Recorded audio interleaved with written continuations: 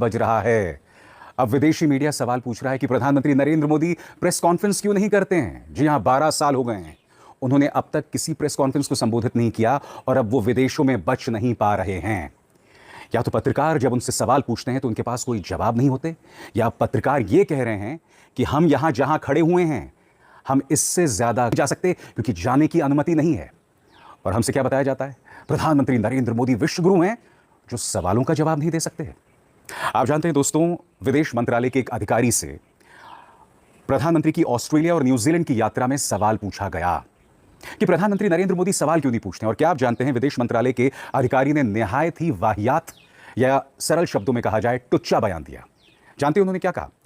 उन्होंने कहा कि प्रधानमंत्री नरेंद्र मोदी एक राजनेता हैं और जनता और उनके बीच उन्हें बिचौलियों की जरूरत नहीं है। भारत की जनता गरीब है, वो नहीं चाहती उनके और प्रधानमंत्री के बीच में कोई आए। क्या इस नासमझ ब्यूरोक्रेट को यह बात पता है कि प्रेस कॉन्फ्रेंस का ताकतवर को जवाबदेह बनाया जाए? जब आप सवाल पूछते हैं तो ताकतवर जवाबदेह बनता है। अगर प्रधानमंत्री प्रेस कॉन्फ्रेंस कर रहे होते तो उनसे सवाल पूछा जाता कि एक के बाद एक पेपर लीक हो रहा है मगर अब भी आपके शिक्षा मंत्री क्यों बने हुए हैं। अगर प्रधानमंत्री नरेंद्र मोदी प्रेस कॉन्फ्रेंस कर रहे होते तो उनसे सवाल किया जाता कि पहले दिल्ली दंगे हुए, उसके बाद पहलगाम में आतंकवादी हमला हुआ, आपने किस पर एक्शन लिया। आखिर national security adviser Ajit Doval या देश के गृह मंत्री अमित शाह पर कोई एक्शन क्यों नहीं है। मणिपुर अब भी जल रहा है, उन पर कोई एक्शन क्यों नहीं है। और देखिए किस तरह का वाहियात तर्क दिया है एक ब्यूरोक्रेट ने। Why did Mr. Modi not give a press conference to New Zealand journalists here? So, your question has that quality of deja vu because it's not appropriate for me as a civil servant to question Mr. Modi's political method. He is a very successful politician. But let me give you some context. So, Prime Minister Modi is a quintessential Indian politician. By and large, Indian politicians favor direct, contact with their electorate. And you must remember that the Indian electorate are predominantly rural folk. They want direct contact. They don't like being spoken down to. They don't like being spoken to through intermediaries. And Mr. Modi has perfected the art of direct contact with his electorate, and he seems to be doing a rather good job of it since, he's been elected now. He's in his third term. He's one of the longest-serving prime ministers in our country. Immigration. So, ये थे ambassador उदेंद्र Tandon. आप समझे इस देश में bureaucracy की इतनी खराब हालत क्यों है। आपको याद होगा दोस्तों, इससे पहले भी जब नॉर्वे की एक पत्रकार हेले लिंग ने सवाल पूछा था तब हमारी पूरी ब्यूरोक्रेसी लग गई थी, पूरा गोदी मीडिया लग गया था उस पत्रकार को जॉर्ज सोरोस एजेंट, भारत विरोधी और न जाने क्या क्या कर सवाल को अपने एक्स हैंडल पर पेश किया था। तब राहुल गांधी को देशद्रोही बताया गया था, देश का अपमान करने वाला बताया गया था। ये सवाल हैं और आप उससे बच नहीं सकते। और जब आप सवालों से बचते हैं और जब आप एक तरफा संवाद करते हैं तब आप कुछ भी कहते हैं जिसका कोई तर्क, कोई लॉजिक नहीं है। और मैं आपको प्रधानमंत्री जो ये जकार्ता, ऑस्ट्रेलिया, न्यूजीलैंड की यात्रा में हैं, इसी की यात्रा के दौरान उन्होंने क्या क्या कहा है वही आपको बताना चाहता हूं। सबसे पहले सुनिए, वो एक मंच पर पहुंचते हैं और बताते हैं कि किस तरह से जकार्ता के लोगों को कुछ कुछ होता है गाना पसंद है। क्या प्रधानमंत्री नरेंद्र मोदी को ये बात कहना शोभा देती है? सुनिए उन्होंने क्या कहा था। कि यहां भारत का गाना कुछ कुछ होता है बहुत ही लोकप्रिय है।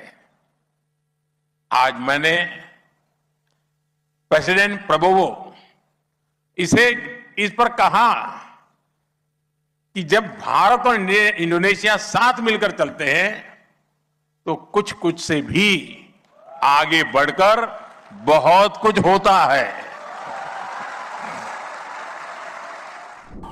और बात वहां नहीं रुकती, प्रधानमंत्री उसके बाद गणित भी समझा रहे थे। 6+2 8। और किस तरह से 6+2 8 बता रहे थे कि 26 जनवरी में 6+2 8 है। आज न्यूजीलैंड में नरेंद्र मोदी ने कहा कि वो 30 साल पहले न्यूजीलैंड आए थे, तब उन्हें कोई जानता नहीं था और वहां उनके एक साथी ने उन्हें एक मफलर, एक टोपी और एक जोड़ी दस्ताने गिफ्ट किए थे। 30 साल पहले उनकी उम्र 45 साल थी। उन्होंने पहले यह भी बताया है कि वो 17 साल की उम्र तक चाय बेचते थे और यह भी बताया था कि 35 साल तक उन्होंने भिक्षा मांगकर अपना जीवन चलाया। तो मतलब 17 में 35 और जोड़ दो तो 52 साल की उम्र तक उन्होंने अपना जीवन चाय बेचने और भिक्षा मांगने में बिताया। लेकिन उसी दौरान उन्होंने न्यूजीलैंड की यात्रा भी की। भाई जो भी कहिए, अच्छे दिन तो कांग्रेस सरकार में ही थे। भिक्षा मांगकर जीवन यापन करने वाले भी न्यूजीलैंड घूमने जाते थे। खैर, ये जो आजकल पाठशाला पढ़ाते हैं, आपको खूब सारी गणित पढ़ाते हैं, उन लोगों से पूछ लीजिए, रिवर्स कुछ ना कुछ आपको बता के इनका गणित खराब और गलत बताकर आपको बता देंगे। वहीं फिर वो एक और ट्वीट करती हैं कि मोदी का जो वेकेशन पैक्ड था समर, मतलब ये सब कुछ तब है जब वो आप लोगों को लगातार बोल चुके हैं गर्मी की छुट्टियों में भी कि अपना ट्रैवल बंद कर दो, ट्रैवल कम कर दो, रोक दो, वटेवर वटेवर। अब कोई बोलेगा कि कम करने को कहा था, रोकने को नहीं कहा था, वगैरह वगैरह। लेकिन इनका प्लान पूरा रहा, तो उसमें उन्होंने समर उनका जो था वो पूरा किस तरह से पैक्ड था ये बताया है कि यूएई वो गए 15 से 16 मई, नेदरलैंड्स गए 17 मई, स्वीडन गए 18 मई, नॉर्वे गए 19 मई, इटली गए 20 मई, फ्रांस गए 13 से 16 जून तक, स्लोवाकिया गए 17 से 18 जून तक, सेशल्स गए 27 से 29 जून तक, इंडोनेशिया गए 6 से 7 जुलाई, ऑस्ट्रेलिया 8 से 9 जुलाई और न्यूजीलैंड 10 से 11 जुलाई। भारतीयों को ये बोलने के बाद कि बाहर के अपने ट्रिप बंद कर दो, ये अपने आप 11 देशों का सफर कर चुके हैं कुल 57 दिन के अंदर ही। अब यहां पर एक और बयान जो कि रुद्रेंद्र टंडन है, पहले मैं आपको बताता हूं रुद्रेंद्र टंडन कौन है। वो भारत के विदेश मंत्रालय में सेक्रेटरी ईस्ट के पद पर करना नहीं है। डेमोक्रेटिक अकाउंटेबिलिटी यानी कि लोकतांत्रिक जो जवाबदेही होती है एक नेता की, उसको वो कह रहे हैं स्पोकन डाउन टू, यानी कि उनसे बात करना उनको बराबर का ना मानना है।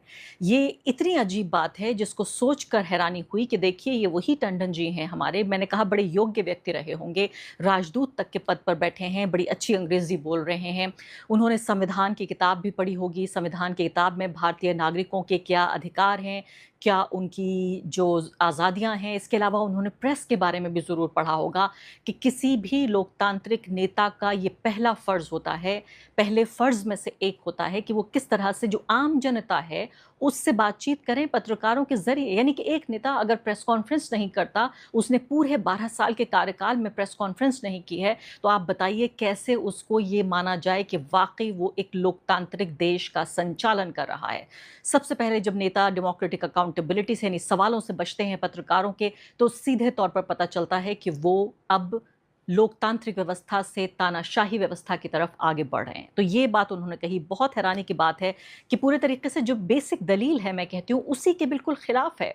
अभी ऑस्ट्रेलिया के पत्रकार ने ऐसा कहा, अब उसके बाद न्यूजीलैंड का पत्रकार ये कह रहा है, और वो भी प्रधानमंत्री मोदी तक तो वो पहुंच ही नहीं पाए, सिर्फ हमारे विशेष राजदूत तक ही पहुंचे जिनके बारे में, जिनसे इस तरह की कोई बातचीत की। मैं आपको कुछ ही पलों में प्रधानमंत्री जो मनमोहन सिंह थे 2009 का एक उनका वायरल हो रहा है बराक ओबामा के साथ, किस तरह से वो बिल्कुल शाना बशाना यानी कंधे से कंधा मिलाकर आंखों में आंखें डालकर बातचीत कर रहे हैं और किस तरह से अपनी बात बेहतरीन तरीके से रख रहे हैं। लेकिन उससे पहले मैं आपको बताती हूँ एक और इन्हीं साहब का, हमारे राजदूत का ही देखिए वो किस तरह से बातचीत यहाँ पर हो रही है। अब उनसे पूछा गया कि उसके बाद जब दूसरे पत्रकार ने उनसे पूछा कि प्रेस कॉन्फ्रेंस क्यों नहीं करते, तो उसके बाद वो ये कह रहे हैं कि एक डेजा वू वाली फीलिंग हो रही है, यानी कि वही चीज़ जो पहले दोहराई गई थी। मैं नॉर्वे के पत्रकार को यहाँ पर लाना चाहती हूँ। नॉर्वे की पत्रकार ने प्रधानमंत्री मोदी से चिल्ला चिल्ला कर सवाल पूछा था और कहा था कि प्राइम मिनिस्टर मोदी, आप जो हैं freest press in the world, यानी कि सबसे आज़ाद जो प्रेस है, सबसे आज़ाद जो पत्रकार हैं, उनके सवालों का जवाब आप क्यों नहीं लेते पीएम मोदी।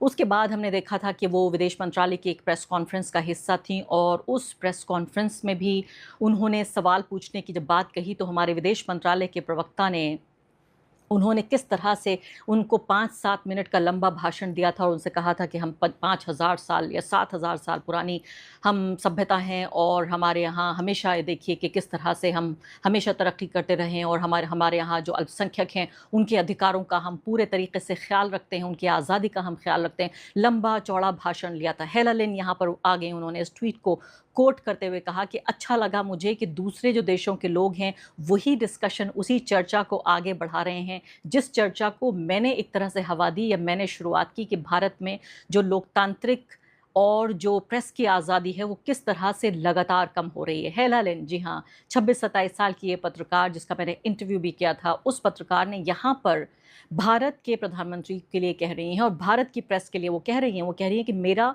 मकसद ही यही था जब मैंने ये तय किया था कि मैं भारत की प्रेस के कम से कम 30 से ज़्यादा मैंने इंटरव्यूज़ किए थे, क्योंकि मैं सिर्फ सवाल पूछकर अपनी बात को ख़त्म नहीं करना चाहती थी, बल्कि मैं ये चाहती थी कि पूरे तरीके से मैंने 30 इंटरव्यूज़ दिए ऑल अराउंड द वर्ल्ड, पूरी दुनिया में उन्होंने 30 इंटरव्यूज़ दिए ताकि नॉर्वे का इंसिडेंट पहला और आखिरी ना बन जाए। आप सोचिए कि एक विदेशी महिला को, यंग महिला को इतनी फिक्र है भारत के लोकतंत्र की,